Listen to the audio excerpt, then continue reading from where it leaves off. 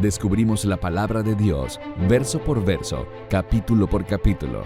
Este es un estudio bíblico real con el maestro Tom Bradford. Bienvenidos a Clases de la Torá.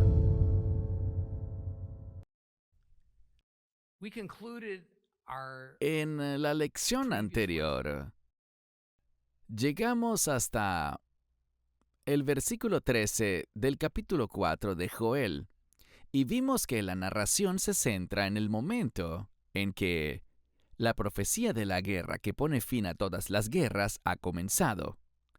Esta es una guerra santa, lo que significa que el resultado ya está decidido. Dios e Israel ganarán. Dios hará que vengan todas las naciones, todos los gentiles del mundo, a participar en esta guerra sin que ellos lo sepan, pero lo hace con el fin de juzgarlos. La guerra que estas naciones están librando tiene un solo propósito: destruir a Israel de una vez por todas. No se indica cuál es exactamente la motivación principal o el catalizador, la causa, que hace que estas naciones decidan hacer esto. Pero sea lo que sea, se nos dice que será repentino. Y sospecho que el mundo en general quedará muy sorprendido con todo esto, pero al mismo tiempo, la mayoría estará de acuerdo. Cada vez que leemos que las profecías se están cumpliendo, encontramos que la gente afectada por la profecía nunca está preparada para ello, y siempre los agarran por sorpresa, a pesar de que en algunos casos, hace siglos que fueron advertidos. Por supuesto, cuando pasa mucho tiempo entre una profecía y su cumplimiento, las personas tienden a olvidarse de ella, o se vuelve tan distante en sus mentes que está casi olvidada. Esto puede ser un error fatal, en el sentido más literal. Los versículos anteriores, de los capítulos anteriores de Joel, también indican que los principales agresores que vendrán a luchar contra Israel son las naciones que están a su alrededor.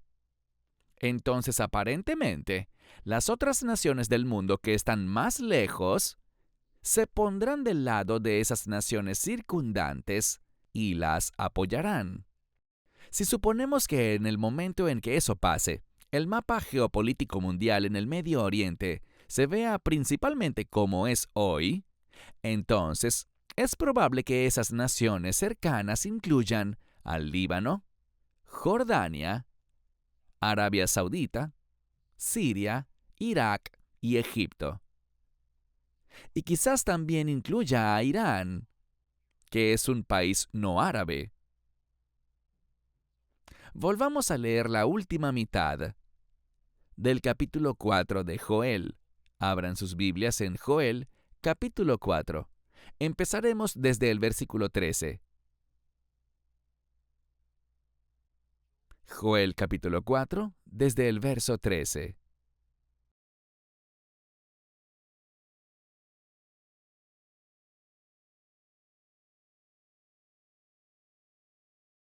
Echad la hoz, que la mies está madura.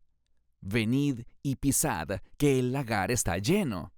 Las tinajas rebosan, porque su maldad es grande.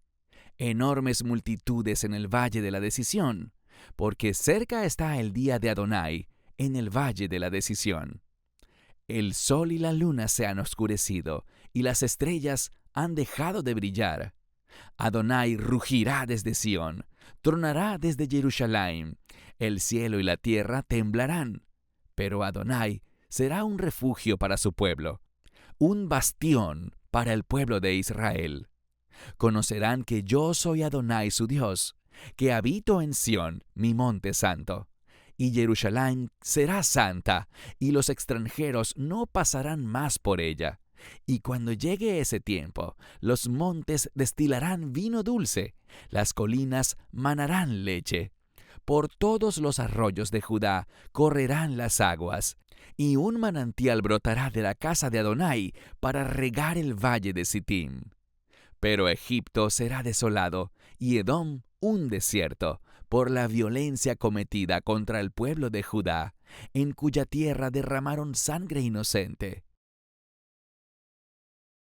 Judá será habitada para siempre, y Jerusalén por todas las generaciones. Limpiaré la sangre de los que aún no he limpiado, porque Adonai mora en Sión. Hay varias formas de traducir el comienzo del versículo 14. La mayoría de las traducciones al español dicen multitudes, multitudes en el valle de la decisión. Sin embargo, hay versiones en inglés que en vez de multitud dice tumulto o caos en el valle de la decisión. La palabra hebrea que se está traduciendo es jamón y puede significar una gran multitud o también tumulto o caos. La intención de esas primeras palabras del verso 14 es expresar los sonidos insoportables del estallido de la batalla. Cuando un gran número de combatientes se enfrentan entre sí. Mi padre y el padre de mi esposa lucharon en la Segunda Guerra Mundial. Ella y yo recordamos que nuestros padres decían que lo que recordaban más vívidamente era el ruido extremo de la guerra. Hombres gritando, disparos de armas, explosiones de bombas y artillería. Luego está el tema del nombre del Valle de la Decisión. Así como no creo que el Valle de Josafat sea el nombre formal de un lugar, y, por tanto, no está allí para indicar el lugar de la batalla, lo mismo aplica al Valle de la Decisión. Más bien ambas son expresiones, como cuando uno dice que alguien está en el Valle de la Desesperación. Un valle es un punto bajo en la geografía. Cuando se dice que un ser humano está en un valle de algún tipo, significa que esa persona está en un punto emocional bajo. Entonces, ¿qué decisión y quién es el que toma la decisión que está representada aquí? Para captar el sentido de esa frase en nuestro vocabulario occidental moderno, quizás sería más útil si traducimos esta expresión como el valle del veredicto. Aquí Dios está tomando una decisión judicial y llevando a cabo la sentencia. En realidad, juicio es un término legal y casi siempre se usa en ese sentido en la Biblia. Decir que las naciones gentiles del mundo están siendo juzgadas debe entenderse en el contexto de que están pasando por un juicio legal para llegar a un veredicto de culpable o inocente. En el caso de las naciones, según Joel, el veredicto es culpable de los cargos. Ahora bien, las naciones han sido puestas por Dios en el valle del juicio. Él las está sometiendo a un juicio. Y ahora ha llegado el momento del veredicto, el valle de la decisión, el valle del veredicto. Y el veredicto es que son culpables y la sentencia ha sido anunciada previamente, muerte y destrucción. Aunque lo he explicado antes, vale la pena repetirlo. Este veredicto de muerte y destrucción es un veredicto colectivo que debe llevarse a cabo en un ámbito colectivo. Se trata de naciones enteras en su conjunto y no de personas individuales. Las personas individuales serán juzgadas por Dios como culpables o inocentes de acuerdo a su confianza en el poder salvador de Cristo, junto con su obediencia fiel o infiel al Padre. Las naciones serán juzgadas conforme a un estándar diferente al final.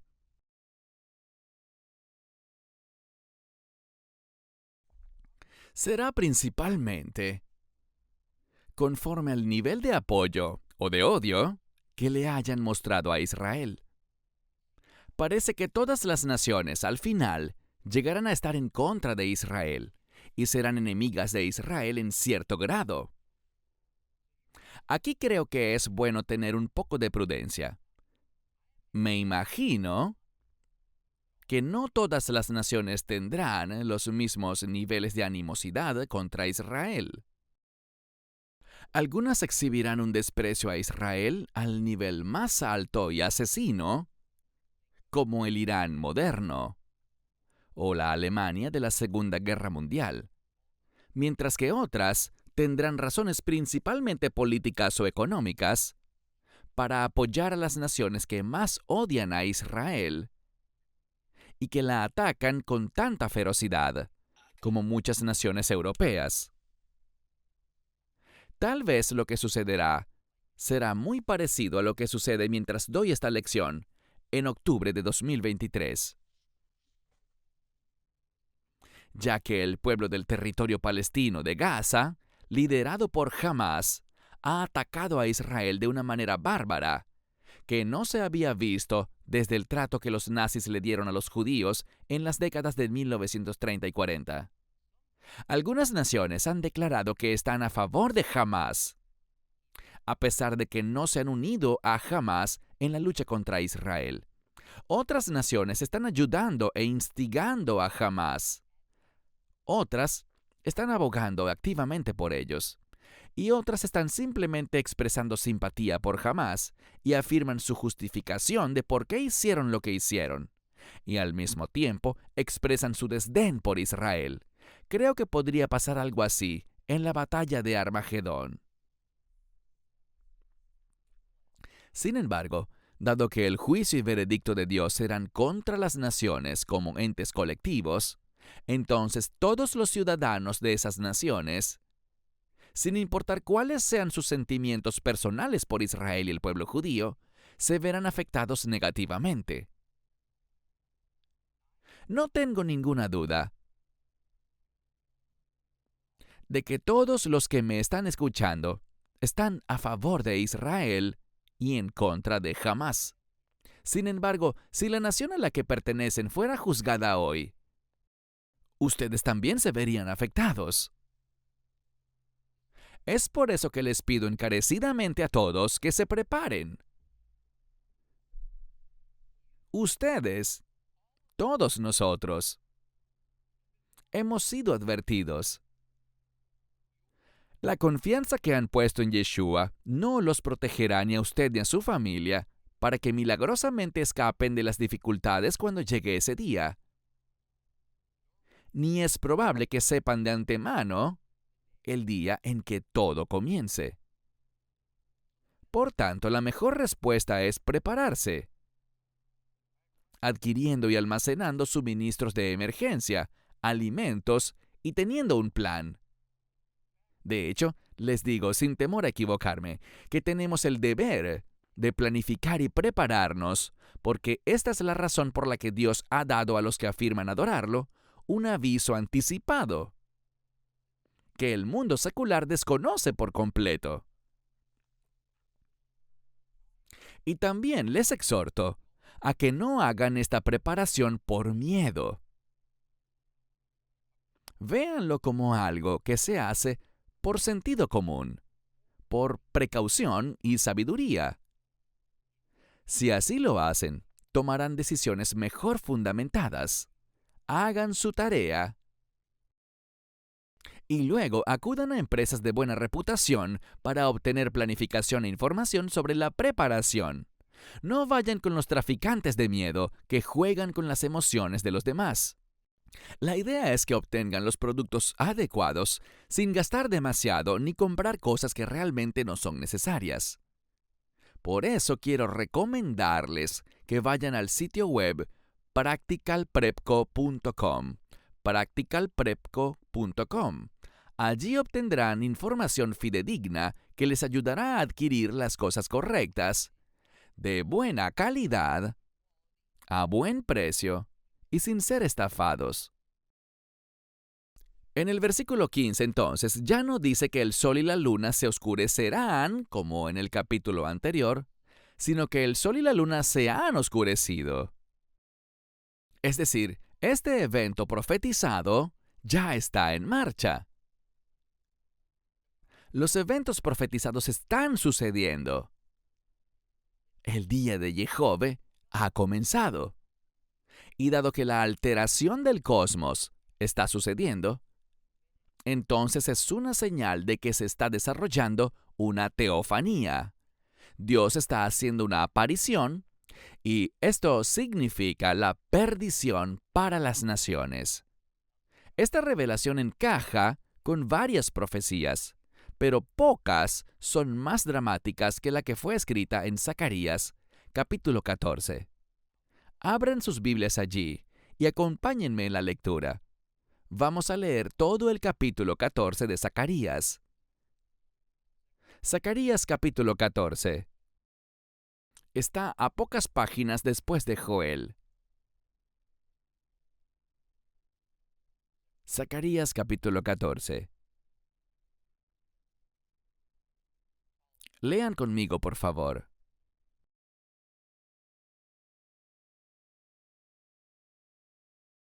He aquí, viene el día de Adonai cuando tus despojos, Jerusalén, se repartirán allí dentro de ti, porque reuniré a todas las naciones contra Jerusalén para la guerra. La ciudad será tomada, las casas serán saqueadas, las mujeres serán violadas, y la mitad de la ciudad se exiliará, pero el resto del pueblo no será cortado de la ciudad.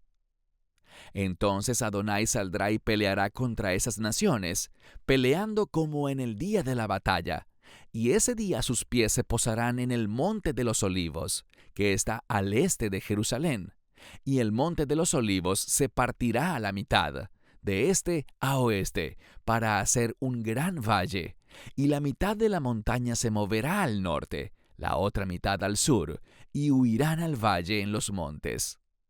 Porque el valle en los montes llegará a Azal, y huirán como lo hicieron antes del terremoto en los días de Uzías, rey de Judá. Y luego Adonai mi Dios vendrá a ti con todos los santos, y en ese día no habrá luz clara ni oscuridad espesa. Y un día conocido para Adonai no será día ni noche, pero al anochecer habrá luz. Y en ese día saldrá agua fresca de Jerusalén, la mitad al mar oriental, la otra mitad al mar occidental, en verano y en invierno. Y Adonai será rey sobre todo el mundo. Y en ese día Adonai será el único, y su nombre será el único nombre. Toda la tierra se volverá como una Arabá, desde Jeba hasta Rimón, en el Negev. Jerusalén será levantada y habitada en el lugar donde está, desde la puerta de Benjamín hasta el lugar donde estaba la puerta anterior, y hasta la puerta del ángulo, y desde la torre de Hananel hasta los lagares del rey. La gente habitará allí, se romperá la maldición, y Jerusalén habitará en seguridad. Adonai herirá a todos los pueblos que hicieron la guerra contra Jerusalén con una plaga, en la cual su carne se pudre mientras están de pie, y sus ojos se pudren en sus cuencas, y su lengua se pudre en su boca. Cuando llegue ese día, habrá entre ellos un gran pánico enviado por Adonai, para que cada uno le ponga la mano a su vecino, quien a su vez lo atacará. Judá también luchará contra Jerusalén, y la riqueza de todas las naciones se amontonará, oro, plata y vestidos en gran abundancia. Una plaga como esta también afectará a los caballos, mulas, camellos, burros y a todos los animales que haya en los campamentos. Finalmente, todos los sobrevivientes de todas las naciones que fueron a atacar a Jerusalén subirán cada año para adorar al rey, Adonai Sebaot, y para celebrar la festividad de Sucot. Si alguna de las familias de la tierra no sube a Jerusalén para adorar al rey Adonai Sebaot, no caerá lluvia sobre ellos. Si la familia de Egipto no sube, Si se niegan a venir, no tendrán desbordamiento anual del Nilo. Además, habrá la plaga con la cual Adonai herirá a las naciones que no suban a celebrar la festividad de Sucot. Este será el castigo de Egipto y el castigo de todas las naciones que no suban a celebrar la festividad de Sucot. Cuando llegue ese día, esto estará escrito en las campanillas que llevan los caballos, consagrado a Adonai, y las ollas de cocina en la casa de Adonai serán tan sagradas como los tazones de rociado delante del altar. Toda olla de cocina en Jerusalén y Judá será consagrada a Adonai Sebaot. Todos los que ofrezcan sacrificios vendrán, las tomarán y las usarán para cocinar la carne. Cuando llegue ese día, ya no habrá mercaderes en la casa de Adonai Sebaot.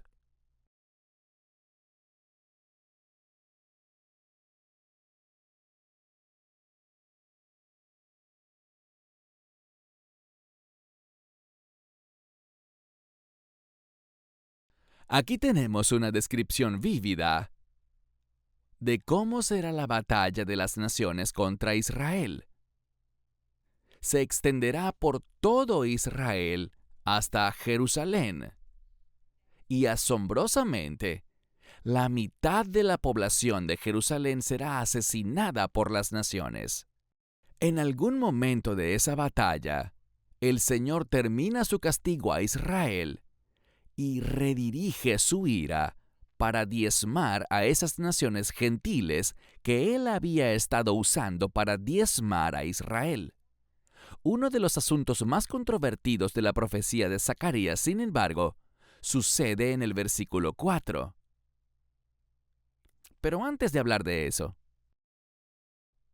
las primeras palabras del capítulo 14 están un poco confusas en la traducción de la Biblia completa judía. En realidad, lo que dicen las primeras palabras es: «He aquí viene un día de Jehove». O, según la mayoría de las Biblias, viene un día del Señor. Entonces, dado que este es un día de Jehove, podemos esperar que venga acompañado de una teofanía.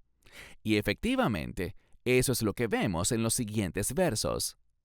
El verso 4 es uno de los pasajes más famosos y mencionados, al menos en el cristianismo evangélico. Y allí dice que sus pies se posarán en el monte de los olivos, partiéndolo en dos. La interpretación que comúnmente se hace es que sus pies se refiere a Cristo. El problema es que hasta el verso 4 y en cada verso posterior se hace referencia a Dios como Jehove, el Padre, o tal vez la totalidad de la deidad.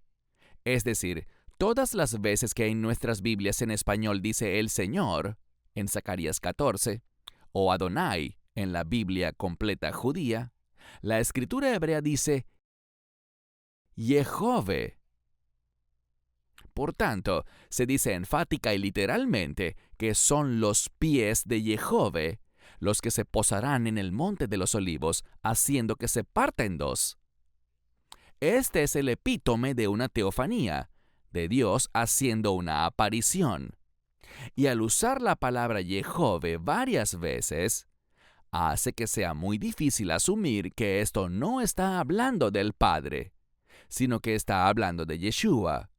Y aún así, eso es lo que hacen casi todos los traductores cristianos gentiles de la Biblia.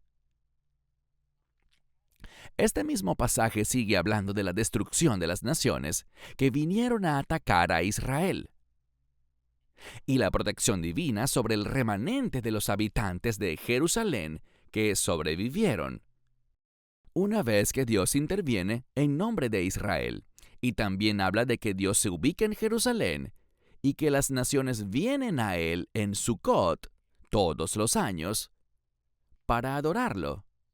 Esta es otra forma de decir que Dios está sentado en el trono en Sión. Y Sión es un nombre generalmente reservado para Jerusalén en un estado redimido. Y a veces Sión también se usa para describir el área del monte del templo. Por tanto, esto solo puede ocurrir después de la guerra, cuando se haya restaurado la paz. Esto encaja bien con Joel 4:16, que dice que Jehová ruge desde Sión y truena ¿desde dónde? Desde Jerusalén. El rugido y el trueno se usan bíblicamente para describir cuando Dios habla. También leemos que el cielo y la tierra tiemblan. Una vez más, esto es lo que sucede cuando Dios aparece. Joel continúa diciendo que como Dios ahora está instalado en Sión, Él es un refugio para su pueblo, el pueblo remanente, y es un bastión, es decir, una fortaleza inexpugnable para el remanente de Israel. Al igual que en Zacarías, llega un momento en la batalla contra las naciones en que las naciones están ganando y Jerusalén es atacada salvajemente. Y la pérdida de vidas judías alcanza aproximadamente 50%. Según cualquier estimación humana, toda esperanza de que Israel sobreviva se ha ido. Pero Dios, Él llega para cambiar el rumbo de las cosas y cumplir su promesa de destruir a las naciones y restaurar a Israel. Y es porque Él rescata milagrosamente a su pueblo Israel que finalmente comprenderán que Él es su Dios, que Él está vivo y es poderoso para librarlos. Y finalmente se quitarán las vendas de los ojos y se volverán completamente a Él como Dios y Salvador, como dice el versículo 17. Como parte del proceso en el que Israel se da cuenta de que Él es su Dios y ha venido a protegerlos y librarlos, Dios también purifica a Jerusalén de la inmundicia de los gentiles que la han pisoteado y contaminado con sus falsas religiones e ídolos durante milenios. Nunca más será poseída y ocupada por paganos. En cambio, solo será habitada por los justos. Zacarías escribe en el 14:21, «Toda olla de cocina en Jerusalén y Judá será consagrada a Adonai Sebaot. Todos los que ofrezcan sacrificios vendrán, las tomarán y las usarán para cocinar la carne. Cuando llegue ese día ya no habrá mercaderes en la casa de Adonai Sebaot». Decir que toda olla en Jerusalén será consagrada a Jehová es una expresión que significa cada familia, cada persona, ya que cada persona necesitaba una olla, en Jerusalén será purificada y justificada en obediencia a la ley de Moisés, algo que la mayoría de los israelitas no ha hecho durante mucho tiempo. Aunque esta declaración es clara en su significado, no debemos confundir el asunto de la justicia con la limpieza perfecta. La justicia tiene que ver con el pecado. La limpieza tiene que ver con las leyes de pureza, que solo se convierten en pecado si no se siguen. Es decir, estar impuro no es pecado. Sin embargo, no tomar los pasos prescritos en la Torá para purificarse es pecado. Por tanto, cuando se dice que Jerusalén es un santuario, no se trata de la condición de la gente, o de que sea un lugar seguro, o una designación gubernamental. Como en Estados Unidos, algunas ciudades se designan a sí mismas como ciudades santuario. Más bien, esto busca reconectar fuertemente a Jerusalén como la morada terrenal del Dios del pacto. Jerusalén siempre fue descrita en el Antiguo Testamento como el lugar donde Dios pone su santo nombre y donde Él debe ser adorado y donde Él aparece sobre el propiciatorio en el lugar santísimo del templo una vez al año. Es decir, este es su santuario.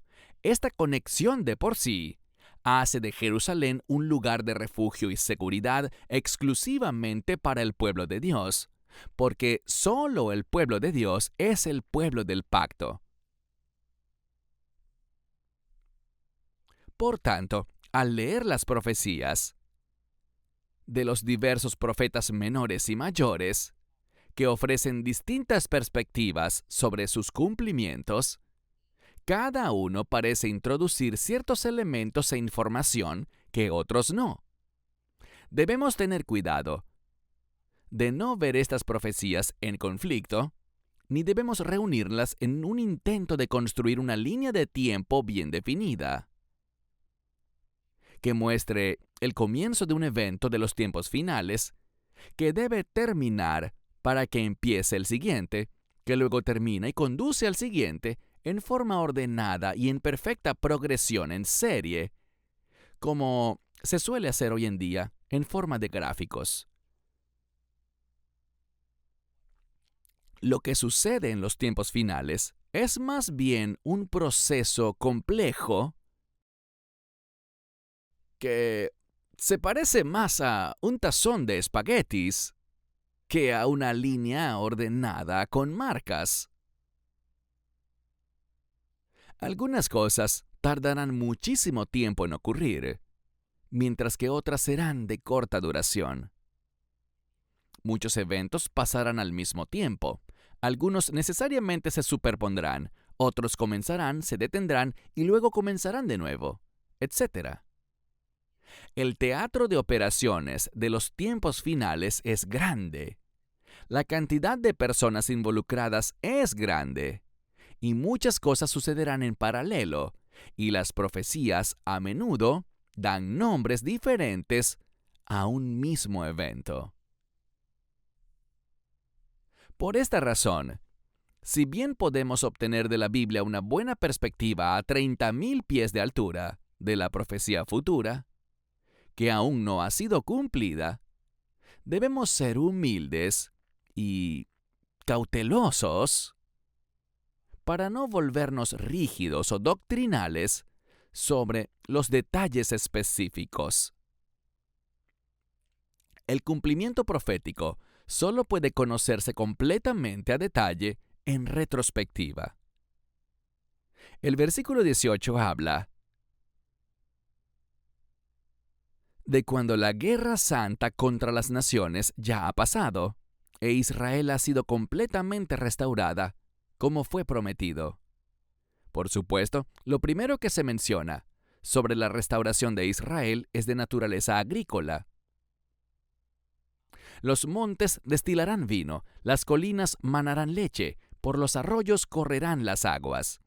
Esto se debe a que casi todos los israelitas, en los tiempos de Joel, eran agricultores y pastores. Entonces la nueva abundancia de producción de alimentos refleja el modo en que los israelitas la habrían percibido. Dios ahora ha bendecido a Israel con sus bendiciones eternas, como fue prometido en el pacto de Moisés, y asimismo ha maldecido a los enemigos de Israel de acuerdo con las maldiciones del pacto mosaico. Aquí debo hacer una pausa para hablarles de un tema que me agobia y me causa preocupación. He hablado de esto antes y lo haré de nuevo, debido a la gravedad del asunto. La iglesia constantiniana de la cual yo salí, al igual que muchos de ustedes, y de la que otros de ustedes quizás sean parte todavía, se apartó del camino. Dejó de seguir la ley de Dios, que fue hecha y dada en forma divina. La iglesia moderna, y aquí estoy hablando en forma general y no universal, tiende a ignorar este hecho, así como su propia historia y comienzos. Y en general, no les interesa escuchar que, en primer lugar, la iglesia de la que forman parte no es de ninguna manera la iglesia que Cristo creó, ni la que sus seguidores practicaron durante 3 siglos, antes de ser controlada por el emperador romano Constantino. Y segundo, que la ley de Dios para toda la humanidad fue transmitida en la forma de la ley de Moisés. El modo en que cada creyente en el Dios de Israel debía vivir sus vidas, cómo tener una relación con Dios y con sus semejantes, Todo eso fue presentado en la ley de Moisés, junto con las bendiciones para los que obedecieran esta ley y las maldiciones para los que no lo hicieran. Cristo, en su Sermón del Monte, dijo fuerte y claro, en Mateo 5, 17 al 19, que ninguno de sus seguidores debía malinterpretar o tergiversar sus enseñanzas, como si estuvieran destinadas a abolir o incluso cambiar en lo más mínimo el pacto de Moisés. Esta amonestación incluía a sus seguidores gentiles, a quienes se les había dado una vía para unirse a los hebreos y participar de las bendiciones del pacto por medio de su confianza, por medio de nuestra confianza en Yeshua de Nazaret, como nuestro divino Señor y Salvador. En los escritos de los libros de los profetas menores, vemos que cuando Dios determina juzgar a Israel o a las naciones, siempre lo hace en términos de sus continuas violaciones de sus pactos. Siempre es así. Por tanto, el principio que es tan dolorosamente obvio para los que tienen oídos para oír y ojos para ver, es que las bendiciones divinas se reparten de acuerdo con el fiel cumplimiento de las leyes del pacto, y las maldiciones se reparten a los que desobedecen esas mismas leyes. Cristo no cambió nada de eso, y de hecho declaró enfáticamente que no lo hizo. Pero la Iglesia constantiniana, de la que han salido tantas ramas y denominaciones que existen hoy en día, sí lo cambió. Primero, declararon que la ley de Dios, tal como se establece en la ley de Moisés, estaba muerta y acabada. Luego, la Iglesia constantiniana declaró que a los israelitas ni siquiera se les permitía participar en la salvación que ofrecía el Mesías judío Yeshua. Y ahora, en los tiempos modernos, se ha puesto de moda que con solo afirmar que Cristo es nuestro Salvador, es suficiente para vivir eternamente con Dios, sin importar cómo vivamos nuestras vidas después de eso, sin importar si ignoramos o maltratamos al prójimo, o si adoptamos estilos de vida groseramente inmorales, o si nos negamos a reconocer u obedecer los mandamientos de Dios en general. Ya puedo escuchar a los que dicen, mi iglesia no es una iglesia constantiniana. Te diré cómo puedes saber si es o no es constantiniana. Primero, ¿tu iglesia cree que la ley de Moisés está muerta y acabada?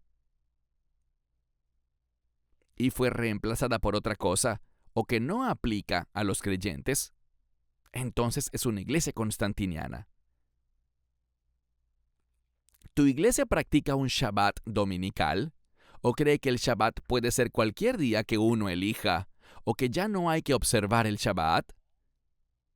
Entonces es una iglesia constantiniana.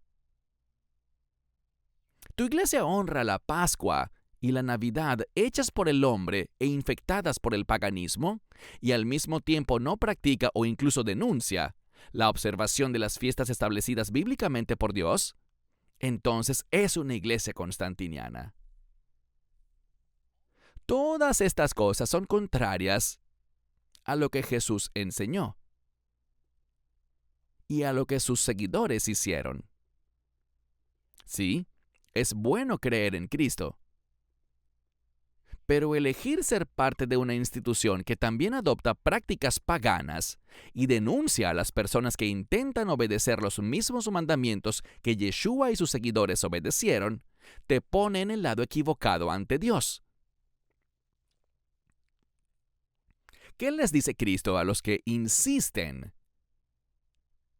en permanecer atados a las instituciones, tratando de estar bien con ambas cosas? Él dice en Apocalipsis 18:4, «Y oí otra voz del cielo que decía, pueblo mío, salid de ella, para que no participéis de sus pecados, para que no seáis infectados por sus plagas». ¿Recuerdan lo que leímos en Zacarías 14? El libro de Joel y otros profetas menores nos hablan de que Dios siempre tiene la expectativa de que obedezcamos al pacto de Moisés, incluso si a veces fallamos. Estas fallas se llaman pecados. E incluso si algunas de las leyes y mandamientos no se pueden realizar cabalmente en la actualidad, según lo establecido por circunstancias mundiales que escapan a nuestro control, Joel habla del día del ajuste de cuentas, el día del Señor, que todos enfrentaremos si estamos vivos en ese momento. Todos nosotros. Pero incluso en la muerte, habrá un día de ajuste de cuentas. ¿Cuál será ese estándar que Dios usará para pedirnos cuentas, incluso como creyentes? Ciertamente la confianza sincera en Cristo encabeza la lista de ese estándar. Sin embargo, nuestra obediencia o desobediencia a su estándar moral y universal, la ley de Moisés, también es parte de eso. No creo que podamos dar la excusa de que no nos enseñaron o que no creíamos que ese estándar le aplicaba a la gente de la iglesia constantiniana. Y más bien, los que den eso como excusa probablemente oirán lo que yo llamo el pasaje más aterrador de la Biblia. Porque en Mateo 7, verso 21 leemos: «No todo el que me dice Señor, Señor, entrará en el reino de los cielos, sino el que hace la voluntad de mi Padre que está en los cielos». En aquel día muchos me dirán: Señor, Señor, ¿no profetizamos en tu nombre? Paremos aquí. Profetizar en su nombre significa enseñar, instruir. ¿No expulsamos demonios en tu nombre? ¿No hicimos milagros en tu nombre? Entonces les diré a la cara: nunca les conocí. Aléjense de mí, hacedores de maldad. Estas palabras fueron pronunciadas pocos minutos después de que Yeshua les hubiera dicho a sus seguidores que debían continuar obedeciendo la ley de Moisés. Solo minutos después. Y lo que les sucedería si no lo hacían. O incluso peor, si acaso pensaban, si se atrevían a pensar en enseñarles a otros a no obedecer. Pero eso no es todo lo que dijo. Sigamos leyendo las siguientes palabras registradas que salieron de su boca. En Mateo 7, a partir del verso 24. Así que todo el que oye mis palabras y las pone en práctica, será como un hombre sensato que construyó su casa sobre la roca. La lluvia cayó, los ríos se desbordaron, los vientos soplaron y azotaron esa casa, pero no se derrumbó, porque estaba fundada sobre la roca. Pero todo el que oye mis palabras y no las pone en práctica, será como un hombre estúpido que construyó su casa sobre la arena. La lluvia cayó, los ríos se desbordaron, los vientos soplaron y azotaron esa casa, y se derrumbó, y su destrucción fue horrenda. Cuando Yeshua terminó de decir estas palabras, las multitudes se admiraban de su modo de enseñar, porque él no los instruía como sus maestros de Torá, sino como uno que tiene autoridad. Yeshua les dice: ya les he dicho cómo es todo. Les he dicho qué hacer. Ahora háganlo. Pasen a la acción. Confiar en Él implica una acción. Si actúas, dice Él, serás como el hombre sensato que construyó su casa sobre la roca.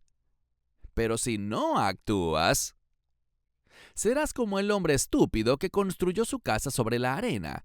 Y cuando llegaron los problemas, ¿qué le pasó al hombre que construyó su casa sobre la roca? Su casa siguió en pie y fue librado de la tormenta. ¿Y qué le pasó al otro hombre? Su casa colapsó. Y lo que pasó después fue horrible para él. Todo esto está relacionado. Lo que está en Mateo 5, 17 al 19 y el Sermón del Monte es un solo sermón que nos está diciendo: sean obedientes a la Torá, al pacto de Moisés. En pocas palabras, las naciones que serán diezmadas en un futuro cercano, como lo leemos en Joel, Zacarías y en otras partes de la Biblia, mientras suben a luchar contra Israel, sin darse cuenta de que en realidad están luchando contra Dios, en realidad están siendo citados a la corte para un juicio. Y ya han sido juzgados culpables, y enfrentarán las consecuencias establecidas por el pacto de Moisés. ¿Por qué luchan contra Israel? Porque no conocen el pacto mosaico y la hermandad con Israel que se ofrece a todos. Y todos, incluso los que afirman creer en Jesús, pero que son hacedores de maldad. En el texto griego original esta frase viene del término sin ley, que en términos bíblicos solo puede referirse a la ley de Moisés. Todos ellos serán rechazados y excluidos del reino de los cielos. Los libros de los profetas están ahí, no tanto para que podamos ver el futuro, sino para ayudarnos a comprender el plan de redención de Dios y lo que debemos hacer para ser incluidos y permanecer allí. Una y otra vez se nos dice que los adoradores del Dios de Israel están obligados a obedecer la ley de Moisés, no tanto por la letra de la ley, sino el espíritu de la ley. Debemos hacer esto, no solo porque así lo ordena Jehová, sino también como prueba de la sinceridad de nuestra afirmación de que pusimos nuestra fe en Él. La última mitad de Joel 4:18 habla de un manantial que fluirá desde la casa de Jehová, el cual regará el valle de las acacias.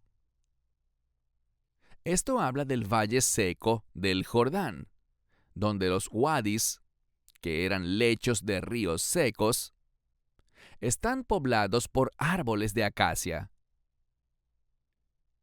Existe la creencia, entre los eruditos cristianos, de que no se refiere a un río real, sino a un río en el sentido espiritual, que riega el alma y no la tierra.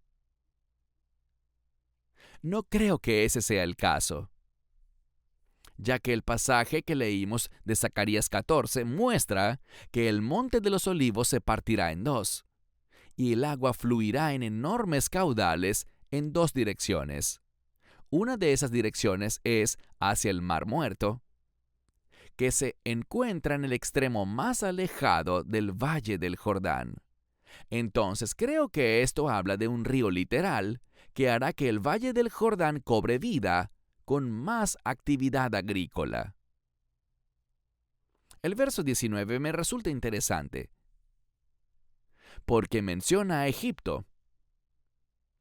Aquí nos explican que es porque las naciones han ido a luchar contra Israel, y seguramente Egipto será una de ellas, por lo que Egipto también será desolado, al igual que Edom.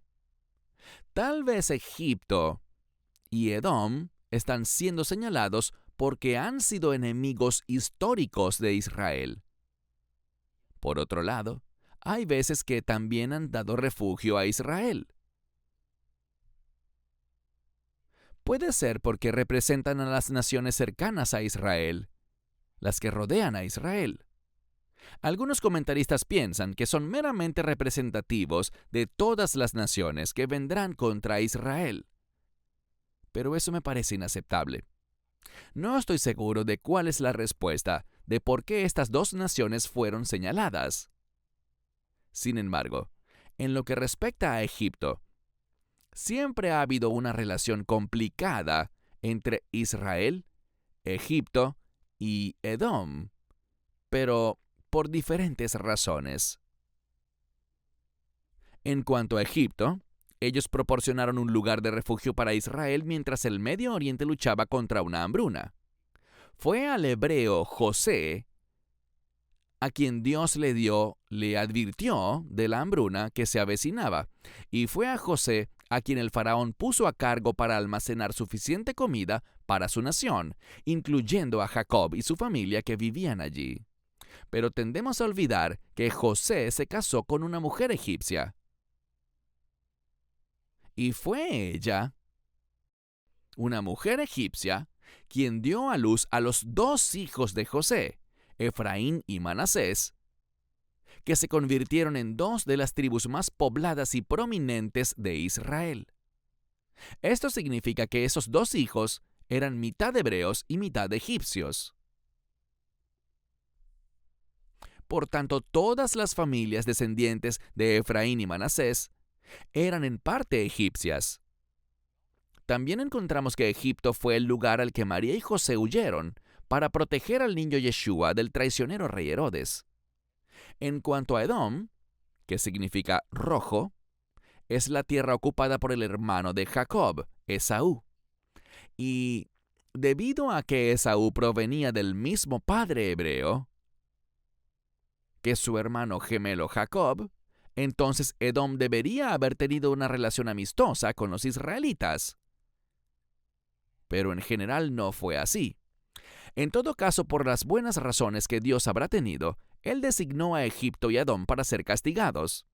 Más adelante en otras profecías es interesante ver que hay un lugar especial de bendición para Egipto, después de las batallas de los tiempos finales. Vaya usted a saber.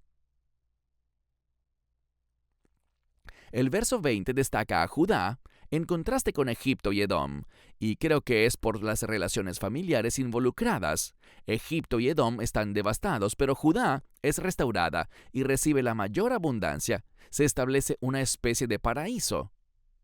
La declaración sobre Judá y Jerusalén significa que serán habitadas para siempre, y cuando se dice que una nación o ciudad será desolada, significa que serán deshabitadas. Aún así, esto al parecer es solo por un tiempo. Si bien es extraño pensar en ello, el castigo sobre las naciones no significa que dejarán de existir. De hecho, la tierra seguirá estando llena de naciones durante el reinado de 1000 años del Mesías. Entonces, en un sentido muy real, así como Israel es renovada, también se renovarán las naciones. Harán borrón y cuenta nueva, y se les dará un nuevo comienzo. En el versículo final de Joel, dice que Israel será limpiada de su culpa de sangre. Finalmente, eliminando así cualquier maldición del pacto mosaico de la tierra y del pueblo. Así concluye nuestro estudio del libro de Joel. Para más enseñanzas de un estudio bíblico real, redescubriendo la palabra de Dios con Tom Bradford, visite toraclass.com o descargue la aplicación móvil de Torah Class.